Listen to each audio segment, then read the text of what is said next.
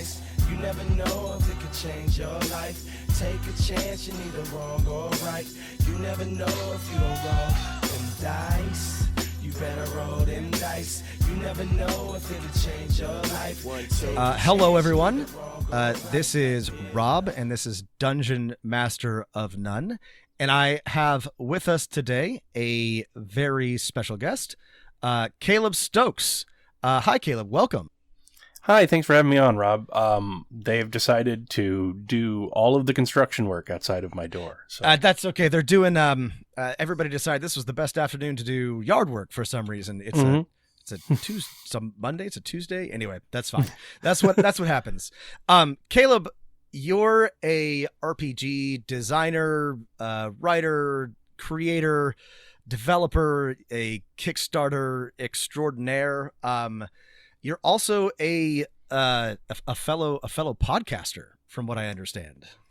Yeah, I've actually been only known how to play RPGs, or that they were a thing that you could do with people, for about 10 years. Because when I was in my first year of teaching, I found that I had no friends, and an old friend of college had a D&D game going, and that was with Ross Payton's role-playing public radio. And so I sort of never played RPGs without actual plays. Like, I don't have the memory of like sitting around my mom's kitchen table and like playing with buddies in school, because I was an adult when I got into them. But I've been publishing them and podcasting about it ever since. So that's really interesting. That's an extremely, well, I guess it's actually not that unique, but I think it's relatively unique for somebody to have most of their experience be with actual plays. Do you now not do some actual plays, or is every game that you're in an actual play? Oh, I've played some games, like con games and whatnot, where we're not recording them and whatnot, and it's not like I don't do that. And I'm a pretty avid board gamer. That's one of the things we podcast about at the Mix 6, which is another one of the things I do, which is a beer review and kind of gaming focused podcast. And we don't record the board gaming stuff. We just do that for fun. But yeah, my start in gaming it was synonymous with performance. And I was sort of ambushed with it. I was just told to go to a D&D game, and he's just like, oh yeah, I'm the world's second most downloaded actual play podcast as of 2009. Well, and he's like, I'm like, what's that? And then we were on the air, and it was just, yeah. That's so interesting, and that's, well, I mean, good for you for rolling with it. Sometimes people will ask me about, or Matt and I, about recording our games or doing an actual play, and we'd like to, but with my regular players, I would never, I would never like ambush them, or I would make sure to give them lots of advance warning. So good for you for rolling with the punches. It's interesting. I've come across role-playing public radio before, but I did not realize until I was doing research how long it's been around. And in 2009, it must have been one of the top actual plays, because frankly, there weren't that many back then. Ross started in early, I believe it was March 2007. So he is a progenitor podcast. Yeah. It's pretty amazing how long he has lasted in the field, and how it has grown as he has, kept it on lock and, laid dead in the cut doing their RPPR thing. So, yeah. Yeah, it's a really interesting podcast, and it's got I like this. It's got a real, I guess, like broad mandate. There's a lot of different games that you all play and a lot of things that you cover, and you have a lot of interesting guests on. It's to me, that's the kind of thing that I like.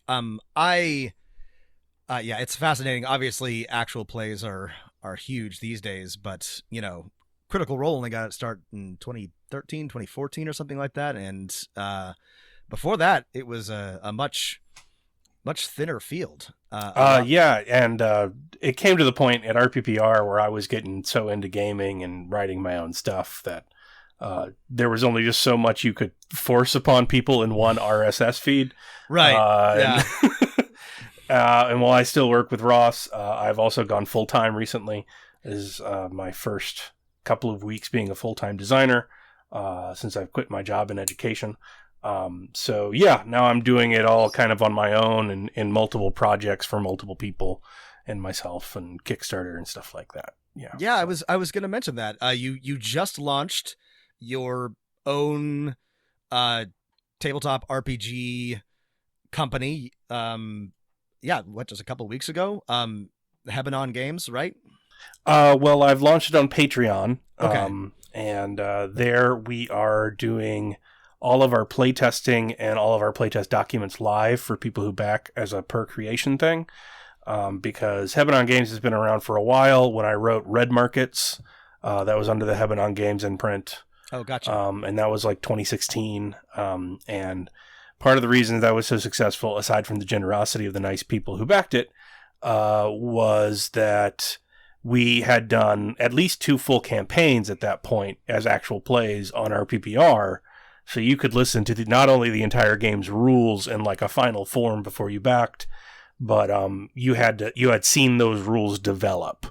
And so that's what we're doing at Hebanon Games. And just to kind of show you how we work, when we launch the Hebanon Games Patreon, if you're interested in that, we're just kind of open sourcing all sorts of stuff that we're currently developing and showing you the front end creative work of gaming. But I'm also writing about the Kickstarter I'm currently running for Phase Anatomy, which is something that has gone through 7 iterations already of playtesting, which you can listen to online, and is now on Kickstarter and in the more publishing thing. Because the great thing about the game design industry, is that it's not an industry, and anyone can do it. I think a lot of people are intimidated away from it from various reasons. And as an educator, that makes me sad, because like more games means more creativity and more cool mechanics and nifty settings. And I just want to show everybody that as long as you don't take it too seriously and realize it's a game, that it can be a pretty fun career that's pretty easy to do. So. No, I mean, you said a couple of things there that I really like and agree with. And one of them is I love that okay.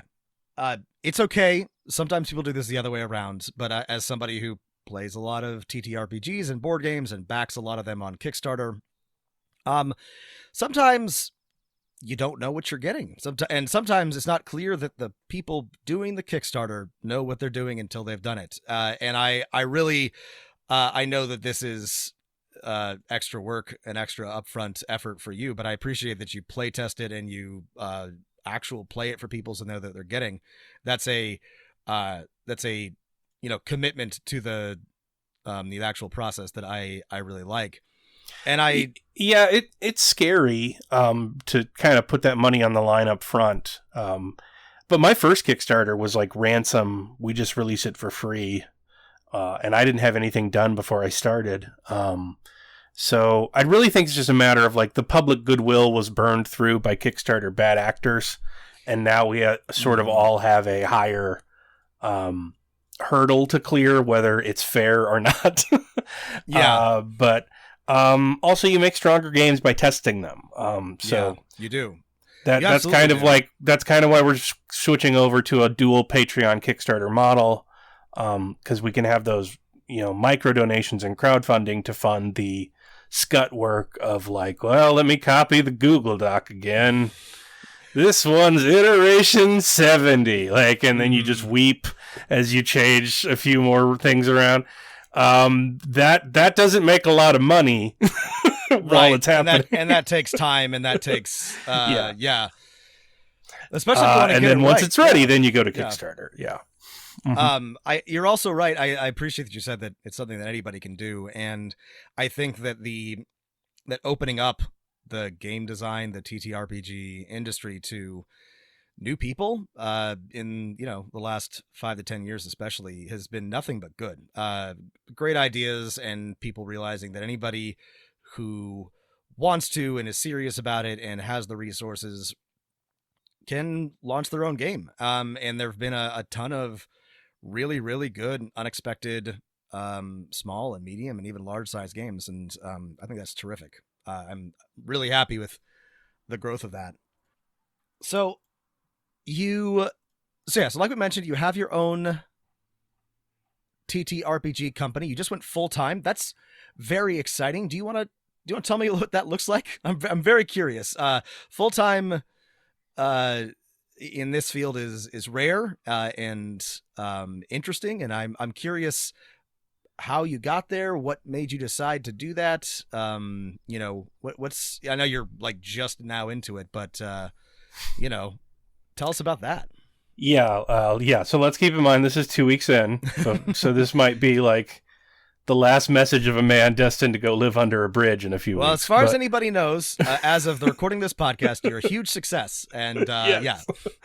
But yeah, it's been going very well. So for me, there are a few lines of revenue. So I have Hebanon Games. I've got the sales of Red Markets and No Security, my 1930s Lovecraftian scenarios. So I get some money through DTRPG through that. And then we will also have the sale of FAM once it is ready to go. I don't count the Kickstarter money because it all goes into the book. And then the book comes later. And then once Phase Anatomy is ready to go, we're doing that POD. That'll be another revenue stream. Hebanon Games Open Design, or HGOD, on Patreon is a per creation, and I believe we're up to 200 something per creation, so I'm pretty thrilled with that. I do the Mix 6, which is my drinking podcast that I mentioned, and that is a pretty steady income. We're making about $1,000 a month on Patreon for our podcast, and it's more humor focused than RPG focused, but we still talk about them sometimes. And then the last thing is I now work for Arctream Publishing as a community manager and content creator.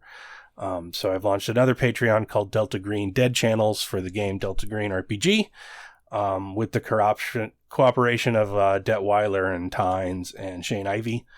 And I just write spooky shit that comes into my head over there, and then we put it online, and if people like it, they buy it. And it's sort of like, I kind of think of it like the farm team, because I've written entire books for Delta Green before, like God's Teeth. So everything I've written for Delta Green started as an actual play before it was written down as a scenario. It was me improving, or it was me working off of a brief outline, and then people enjoyed it. And then that helped me pitch it to get it published. So we just kind of made that an official relationship, since we had done it a couple times already.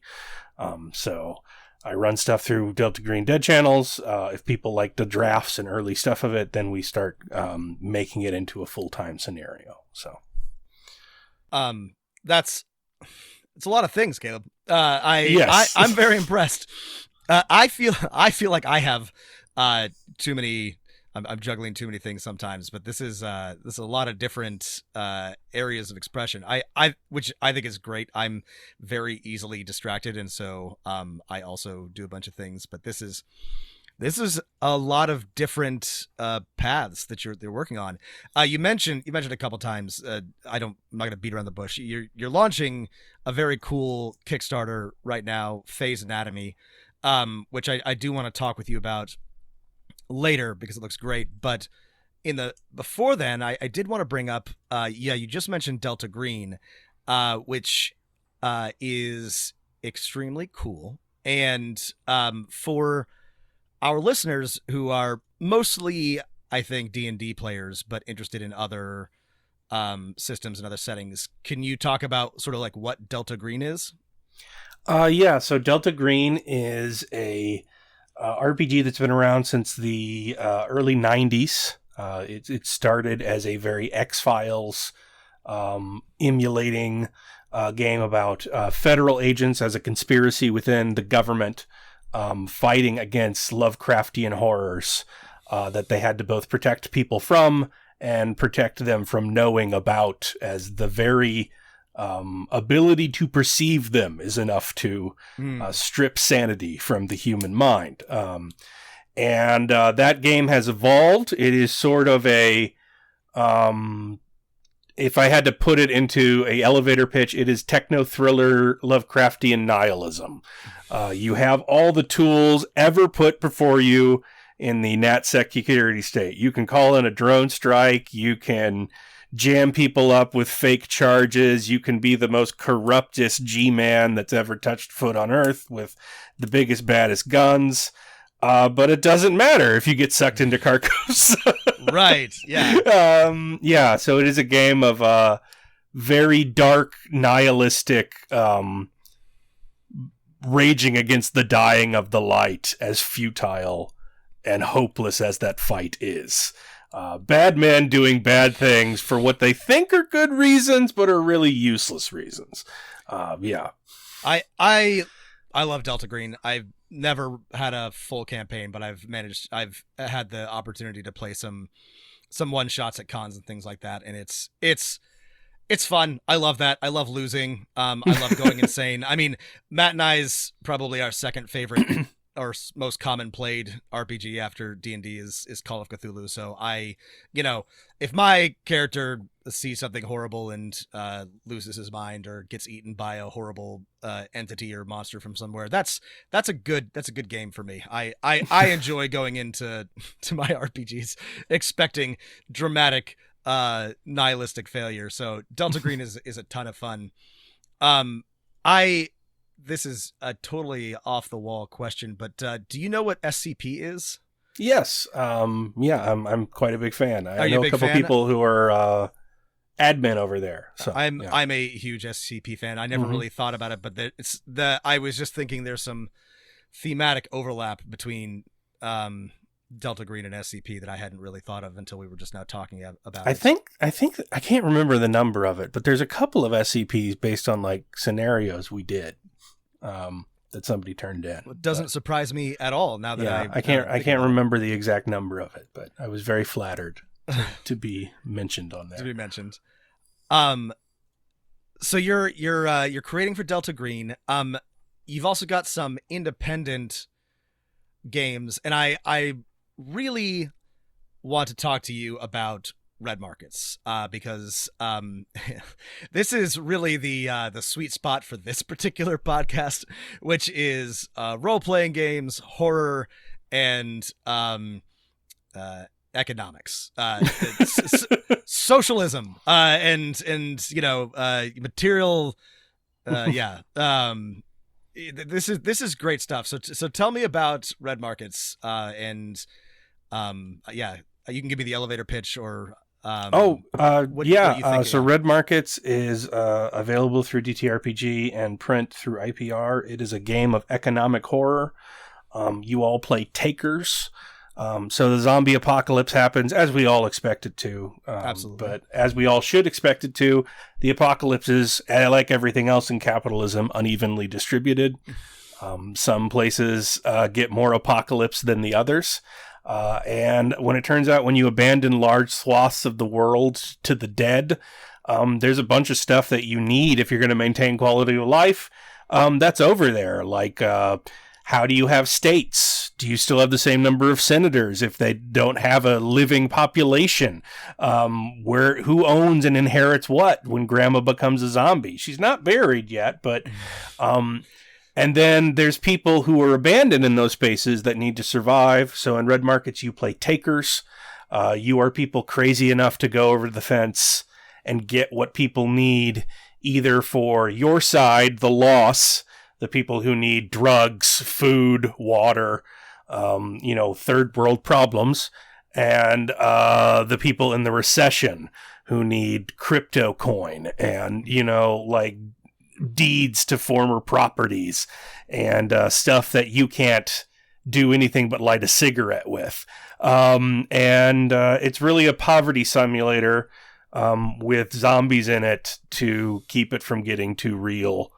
I took a lot of ideas from Ruby Payne's framework for understanding poverty and my experience as a rural high school teacher, and couldn't really make an RPG about that without just being very, very sad. So there's zombies in it, and you can at least shoot these problems. So that's Red Markets, yeah. We spoke a few months ago to a creator, Olivia Hill, who made a game called iHunt. Oh yeah, I love that game. That's great. Which is the same thing, right?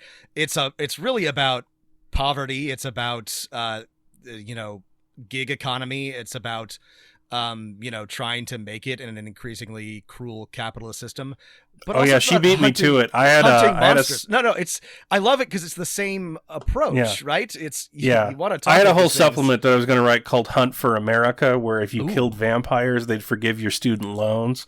But Olivia beat me on the trigger there. iHunt's too perfect for that. So I love.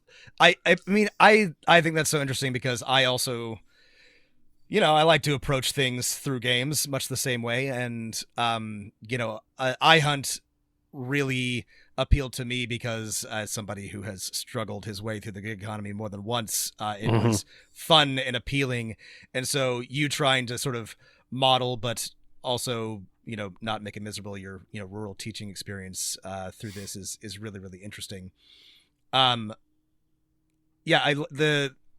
You've got 2 dice, black and red. I mean, it's terrific. So it runs off the profit system, which is what we're currently playtesting the next game in that on Hebanon Games Open Design. So if people are curious about how that system works in a new setting. So, I think this is terrific. All of this stuff will be linked to, but this is I really like the idea of economic horror. I think that's a very clever way of situating this particular game, which sort of brings me to my next question, because we've been talking a lot about Delta Green and about Cthulhu mythos and horror in general. And even though it's May, it's June now. What month is it? It's not anywhere near the spooky season of Halloween, because of a lot of books that have been coming out.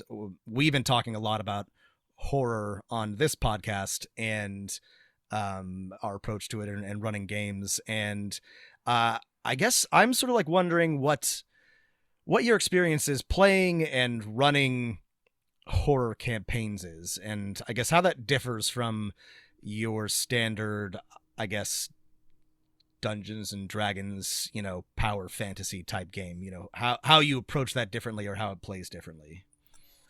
Well, I think the first thing to do is to find players like you, who I would categorize as good role players. And the measure I make for that is liking to lose. People who like Call of Cthulhu, who laugh maniacally when their character gets consumed by something horrific. That's the kind of person who's there to tell a good story. So, and if you're doing a horror game, you're not going to have a power fantasy. You're going to have a depowerment fantasy. It's not going to be about agency. It's going to be about helplessness. So you got to have everybody on board for that at the start, because it would be very different than your average D&D campaign. If you're doing something horrific in the long term. I think you need safety tools, obviously. No one can have fun and tell a good story if they actually feel genuinely unsafe. There's no catharsis there, so have safety rules and trigger warnings and X cards and everything you need there. And otherwise, just... well, the thing I like about Delta Green is also they don't call it economic horror, but it's not austere. Like, it's not 1920s Lovecraft where monsters only live in Latin on the estate of some New England old money inbred Habsburg kid. It's like you go to the trailer park and there's a cultist doing a blood sacrifice. Right. Yeah. So what I would say with horror is that horror is about ultimately spiritual fears. Fears of death. Fears of loss of agency, loss of self. It's always a metaphor. The monster's never real. You're always expressing just a dark thought that people have when they stare at the ceiling before they go to bed, and you're giving it flesh to make it tangible and therefore less scary in many ways. And if you realize that, you got to realize that what makes the real world horrible is that all that spiritual stuff exists anyway, but it also exists next to corrupt cops and a shitty day job, and the police will be here in 4 hours or maybe never, and political insanity and boredom and alienation, and that stuff doesn't go away just because your life is threatened by Cthulhu. It's all just there waiting for you when you get back, or even making it worse as it happens. So that would be my advice. Make sure everything's on board. Realize you're telling a story about like psychological, almost Freudian anxieties.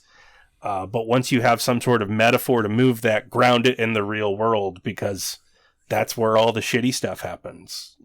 I mean, you really nailed it there. I mean, you're absolutely right, that it's the horror is about expressing fear of something real and tangible, but, metaphysical, right? It's exactly like you said, death or nothingness or absence or, one of any number of existential dreads that we humans have, but you gotta make it a spooky vampire, because yeah, it's still gotta be because fun. because you can't face it down in any other way. And that's exactly right. And I do think I don't mind a power fantasy at all, but no, not at all. Yeah, but I'm not saying do that to the exclusion of other things, right? Yeah. But I do appreciate that more, especially like horror games, horror genre experiences are tapping into the existential sort of capitalist horror, right? Alienation, the never ending relentless need to produce, and that's obviously kind of heavy, but it can be very, very fun and scary if done well. Speaking of, well, that's not a very good segue. I'm just going to segue. Let's talk about Phase Anatomy, which is your next upcoming big project. And the Kickstarter is happening as we speak. Looks like you're already funded, but you've got some exciting stretch goals. So tell us about Phase Anatomy. I attend my brand to be unsegwayable. So I was going to say something about capitalism but I was having trouble making the connection. So anyway, Phase Anatomy. Yeah, I'm not always a bummer. While I was writing Red Markets, I was also writing No Soul Left Behind, which is about like demonic supervillain teachers. I didn't want to bring it up. I mean, well, it's great, but I don't know how much there's to say about it. But you've got a game about drunk ducks called Party Foul. I mean, you're a man of many different moods and types of game. This looks like a lot of fun, by the way. Yeah, I just flip back and forth. Like I kind of think of it like Beck, only without talent. Like it's like. It's just like Midnight Vultures is one album, and it's like sex laws and everyone's moon dancing, and then the next one is just like a really sad folk album. And I'm kind of like that. So this is more of my dance game design with Phase Anatomy. It is a melodramatic medical mystery RPG, emulating things like House, Grey's Anatomy, and various other medical procedurals. And I don't know if people know this or not, but when those shows are written, if you read the actual scripts, it'll be just like a 2-page monologue about how I never forgave you for the baby shower incident or whatever soap opera-y bullshit is up that week. And then something will happen, but it literally just says parentheses, medical text goes here. And then they will literally hire like some oncologist from Johns Hopkins to come punch up the script before they make the actors learn the lines. So what always struck me about that was like, that's why it made it difficult to do medical genre RPGs, even though when you look at like the number of police procedurals on television versus the number of police procedural RPGs, you would think, well, the only equivalent thing would be medical shows.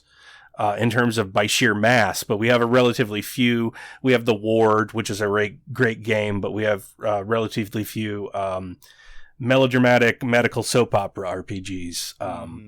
So the reason I made Phase Anatomy was because if it's in parentheses, you can fill in the blank with whatever you want. So everything in Phase Anatomy is supernatural. It's a world of supernatural healing. So there's a D100 list of made-up supernatural bullshit, and there's a D100 list of actual anatomical conditions and organs, and you roll 2d100 and you make a new disease, one of 10,000.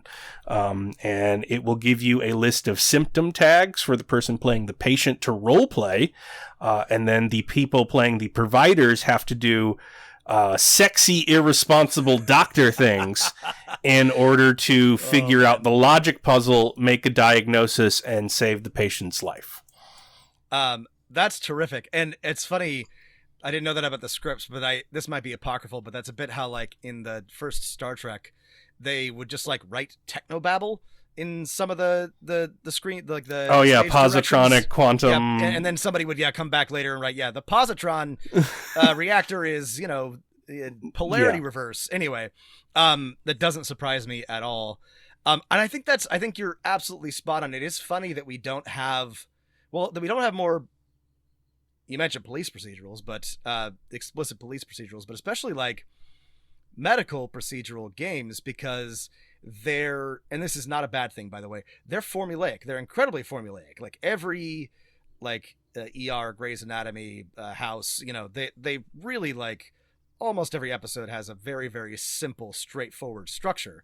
And people like that. I like that. Everybody enjoys that. But that makes it very easy to sort of like create, or potentially, theoretically, very easy to make a game out of. You can, have a nice, like, episodic structure. But there's very little creativity on my part. The medical genre of procedural is like timed to a watch. If it's an hour, meaning a 45-minute with ad show, you could set a timepiece to it. So the mechanics were there. The only difficult part was being crazy enough to write 2 D100 lists with hierarchical organizations that made these symptom tags. So just being weird enough to not bother to type that much was the only thing I did.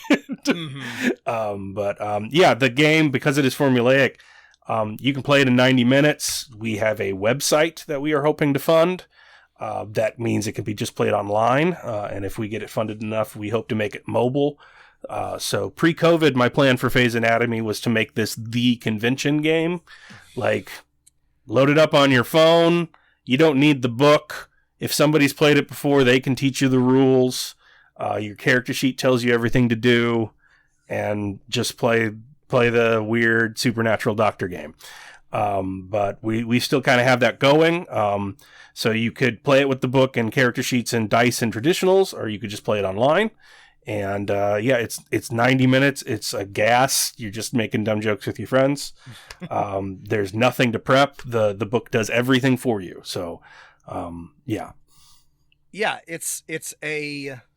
it's GM-less, it's diceless.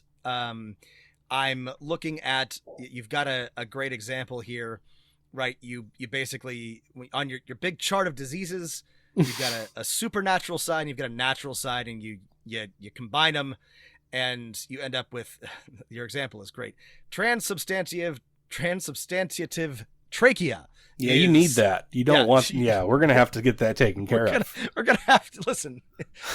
You need that. You need that to astrally project, man. That carries the wine. It shouldn't be the wine. It's I can see this just being a hoot.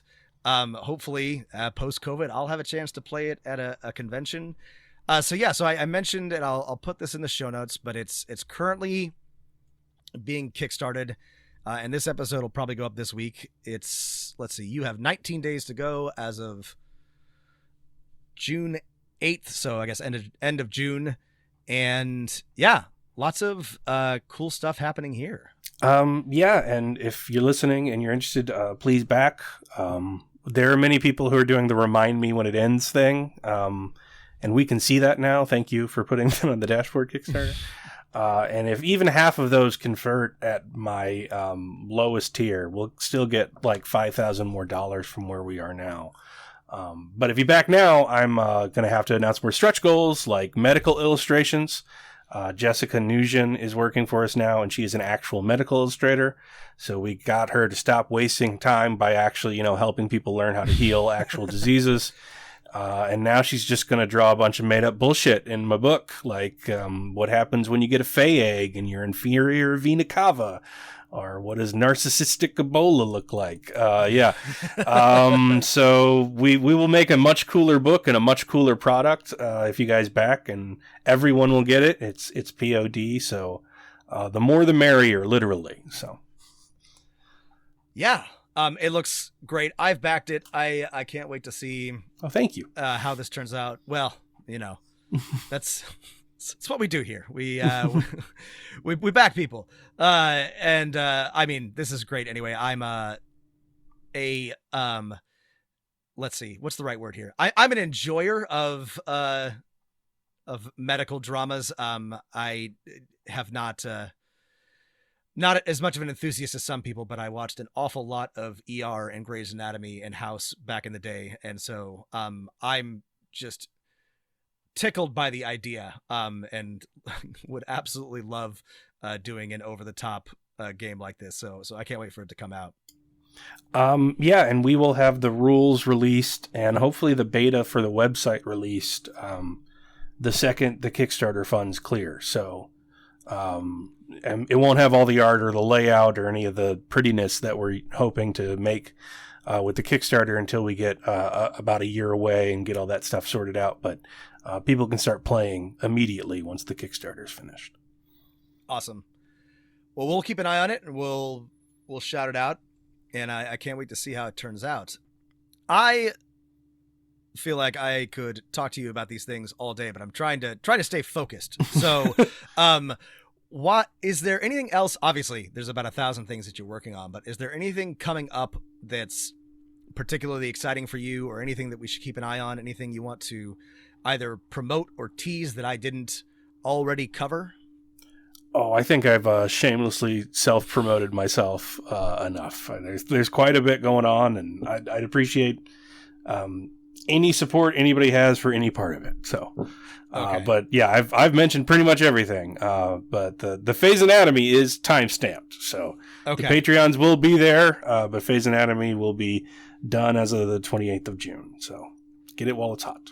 Awesome. Well, I really appreciate you coming on and talking with me. This is I really like everything. This is a clear intersection of all of my interests, so I'm very excited. Obviously, like I said, I've played Delta Green before, but I had not encountered Red Markets until I started doing some research, and I'm excited to maybe grab that and play it. And I'm definitely excited about Phase Anatomy, and I can't wait to see what you and Hebanon Games and everything keep coming up with. So, yeah. We'll keep an eye on everything, and we'll let everybody know what's going on. Thanks again, Caleb. It was really great to talk with you. Thanks so much for having me on. Yeah. Congratulations on going full time. And can't wait to see what happens next. Thanks for listening, everybody, and keep rolling them dice.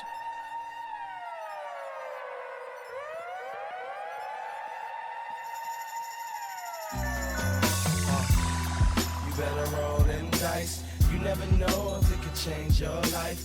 Take a chance, you're neither wrong or right. You never know if you don't roll them dice.